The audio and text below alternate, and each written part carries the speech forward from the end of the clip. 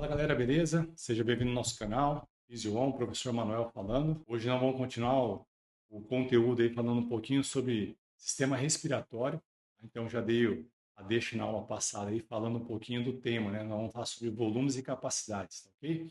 A gente pode pensar em até algumas doenças respiratórias, no caso atrapalhando esse processo depois, ou o aumento da capacidade, né, pulmonar, da capacidade funcional aí que a gente vai falar sobre ela em relação ao exercício também, beleza? Então, para quem conhece o nosso canal aí, segue a gente nas nossas redes sociais e compartilhe nosso vídeo para mais pessoas, para expandir nosso conteúdo para mais pessoas também, beleza? Bora lá, como sempre, bora para a aula. Então, ó, sobre volume e capacidade, né, do sistema respiratório, beleza? Vamos pensar o seguinte: o sistema respiratório, a gente tem o músculo principal dele, é o músculo diafragma, ele fica nessa região do tórax aqui, tá, ó. E quando a gente pensa o seguinte, quando eu tenho a inspiração, processo de entrada de ar, né, do ar ambiente até os pulmões, o que eu tenho que fazer aqui? A inspiração, o diafragma, ele tem uma depressão do diafragma, ele contrai, ele deprime, ele aumenta, né, a caixa torácica, né, tanto a parte, a gente fala assim, não só o músculo diafragma vai fazer isso, né? Mas tem outros músculos também que fazem essa função. Mas o músculo diafragma ele aumenta, ele contrai, ele deprime, ele aumenta o espaço onde estão os pulmões, então ele vai diminuir a pressão pulmonar. Consequentemente, o ar ele vai entrar para dentro dos pulmões, beleza? No sentido, no caso, no sentido, no caso, anteroposterior, a gente tem outros músculos das costelas, por exemplo, né, da parte superior aqui da parte da clavícula, por exemplo, esternocleidomastoide, né? Então tem músculo respiratório quando a gente inspira fundo, ele aumenta a caixa torácica para frente também, né? E para cima, tá? Consequentemente, vai ter mais espaço e o ar vai entrar mais fácil. Então, o ar entra no pulmão por diferença de pressão, tá? Então, quando eu faço essa inspiração, eu tenho uma redução da pressão intrapulmonar. Aí, consequentemente, o ar vai entrar. Automaticamente, a expiração é o quê? Ocorre o relaxamento do diafragma, então o diafragma vai ficar mais arqueado, ele vai comprimir, no caso, os pulmões. A caixa torácica ela vai reduzir de tamanho também, tanto em cima como ela vai ficar mais apertadinha, antero-posterior. Aumenta a pressão pulmonar, aí, consequentemente, o ar vai sair, porque a pressão intrapulmonar é maior que a pressão atmosférica, beleza? Não trouxe números aqui, tá? Normalmente em aulas mais voltadas mais para a parte acadêmica, a gente coloca número de pressão arterial, né, do ar atmosférico, ao nível do mar e tal. O pessoal se confunde muito com esses números, tá? Então, é só entender. Para o ar entrar, a pressão intrapulmonar tem que reduzir. Para ela reduzir, eu tenho que gerar mais espaço. Então, a caixa torácica, ela aumenta o tamanho anterior-posterior, o diafragma, ele contrai, então ele tem um aumento para baixo, né? Deprime, ele tem mais espaço também, no sentido, a gente fala cranial caudal, beleza? Aí, consequentemente, a pressão do pulmão interno diminui, ele puxa esse ar para dentro. Ao contrário, na expiração, vou ter um aumento da pressão, o diafragma vai empurrar o pulmão, como se fosse apertando ele, o tórax também, as costelas vão fechar um pouquinho mais, vai aumentar a pressão interna, como se a gente estivesse apertando uma bexiga, e esse ar vai sair pela boca, né, no caso, ou pelo nariz, beleza? Então chama expiração, tá? Então, quando a gente tem pensando no repouso, ó, nosso diafragma está nessa posição, eu tenho uma inspiração, ele se contrai, então eu aumento o espaço, a caixa torácica ela aumenta, né? Ela faz uma expansão no caso anterior posterior, consequentemente eu tenho a entrada do ar e tenho inspiração.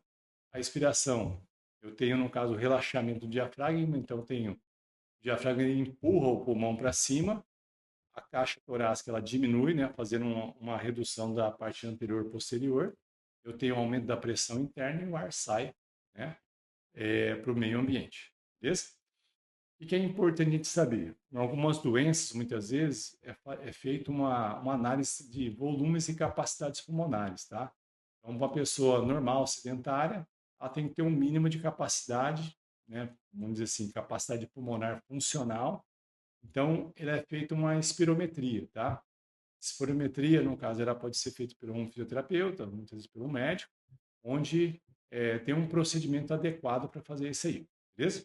Tá? Nós vamos discutir aqui protocolos de espirometria, tá? A ideia é fazer assim, fez o exame de espirometria, vocês vão ter algumas coisas desse tipo aqui, ó. E muita informação nesse gráfico, tá? Então vamos devagar. Inspirei fundo, soltei o ar. Perdão, inspirei normal, soltei o ar. Quando eu tenho só o diafragma contraindo, então eu inspirei, diafragma contraiu. Eu expirei, o diafragma relaxou. Eu tenho essa ondinha aqui, pequenininha, tá vendo? Então, quando eu tenho, a gente chama isso aí de volume corrente. Quando eu tenho uma expiração normal em repouso, né, que a gente fala, estou sentadinho aqui em repouso, estou inspirando e expirando. Eu tenho um volume corrente de 500 ml mais ou menos de ar que entra e sai do pulmão, beleza? Aí o que acontece? Se eu estou aqui inspirando e expirando normal, eu falo para você assim, ó, inspira o máximo que você puder. Você vai ter um volume de reserva expiratória, quer dizer, você consegue aumentar a quantidade de ar que entra nos pulmões. Aí você vai ter muitas vezes musculaturas, no caso, intercostais, vão ter o diafragma, vão ter musculatura do pescoço também, para trazer o gradil costal para cima, para frente, consequentemente aumentar mais o espaço, eu vou ter maior capacidade de colocar ar para dentro do meu pulmão. Então a gente já percebe aqui, ó, de 3.000 já aumenta mais uns 2 litros aí, 2 litros e pouquinho de capacidade. Inspiratória, então volume de reserva inspiratória. Então, vamos, por exemplo, assim, você usa o volume de reserva expiratória normal, em repouso? Não. Você vai usar quando você está em exercício, por exemplo, tá? Beleza? Aí você também tem o quê? Quando você está parado, eu falo para você assim, ó, solta todo o ar que você puder. Você vai ter relaxamento do diafragma, beleza? Não é contração. Intercostais, você vai ter uma compressão, no caso, para as costelas, no caso, reduzir o tamanho antero-posterior, então você vai ter espremer o pulmão antero-posterior, então você vai dar uma apertadinha nele, vai fazer a pressão interna dele aumentar, o ar sair mais. E quando você contrai também a musculatura abdominal, você pode fazer o efeito aí, ó, você está sentado aí, assistindo a aula. Faz o seguinte, expira o máximo que você puder. Você vai perceber que o abdômen, né? Os abdominais, o oblíquo, muitas vezes ele se contrai. Para quê? Para comprimir a caixa torácica. Então, o músculo abdominal ele ajuda no volume de reserva expiratória. Você tem um volume que você consegue colocar para fora, ok? Então, vamos pensar o seguinte: durante o exercício, você está usando o volume de reserva inspiratório, beleza? E o volume de reserva expiratório. Então, você não está tendo só o volume corrente, tá? Aí o que acontece? Fala assim, professor, então durante o exercício a gente usa volume expiratório, o volume de reserva, né? De reserva inspiratória, expiratória e o volume corrente. Sim. Então a gente coloca isso aí como capacidade vital do nosso corpo, ok? Quando a gente fala de capacidade inspiratória, é o volume corrente mais a reserva no caso inspiratória. Quando a gente pensa no volume, a gente chama aqui de volume residual, ó, se você tentar soltar todo o ar que você puder, né, fazer uma inspiração máxima, sempre o pulmão vai ter um pouquinho de resíduo lá dentro. Tá?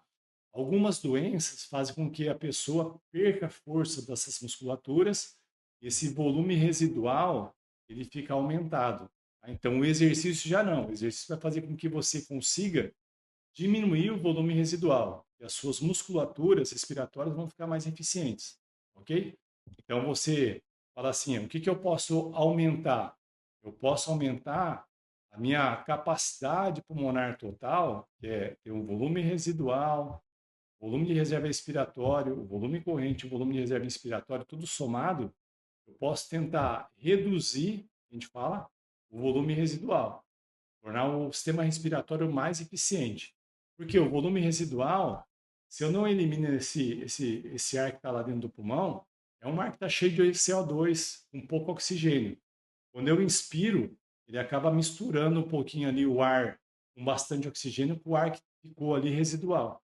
Então, a troca de gás, a gente fala do alvéolo do capilar para o alvéolo, quanto menor volume residual, mais eficiente para colocar oxigênio para dentro e eliminar CO2, ok? E algumas doenças, essas variáveis, né, de capacidade inspiratória, capacidade pulmonar total, capacidade residual, funcional aqui, elas têm algumas alterações, tá? Aí pode ser por parte muscular, pode ser porque a zona condutória ou a zona respiratória, por algum motivo, está atrapalhada, pode ser pelo o hábito de fumo, por exemplo, sedentarismo, né? Ou outros tipos de doenças, como DPOC, por exemplo, tá? Pode atrapalhar esses volumes e capacidades que são normais, beleza?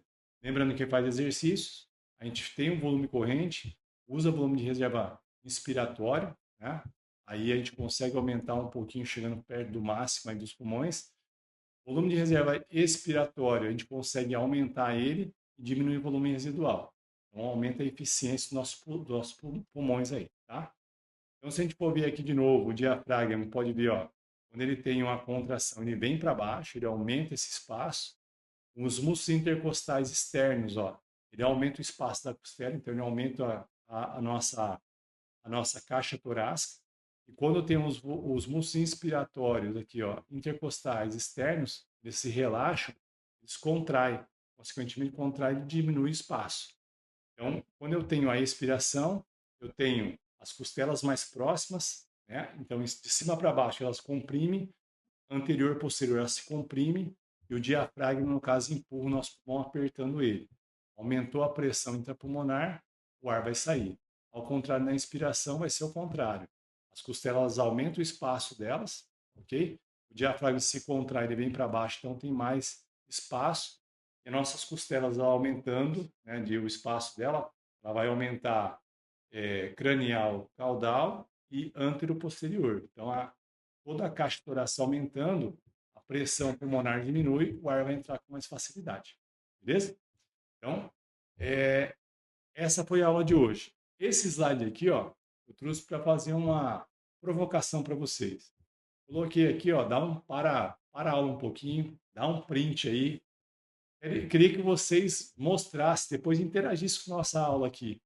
Aqui vocês podem montar um sistema respiratório, a mecânica ventilatória, né, que a gente vai falar depois em outra aula, uma garrafa de refrigerante, 3 balões, um pedaço de mangueira mais espesso, mais grosso, né, com diâmetro mais grosso, 2 pedacinhos, né, com ele mais estreito um pouquinho, fita adesiva, muitas vezes cola, né, transparente, transparente seria melhor para a gente ver o movimento, uma fita mais estreita e uma fita mais larga, tá?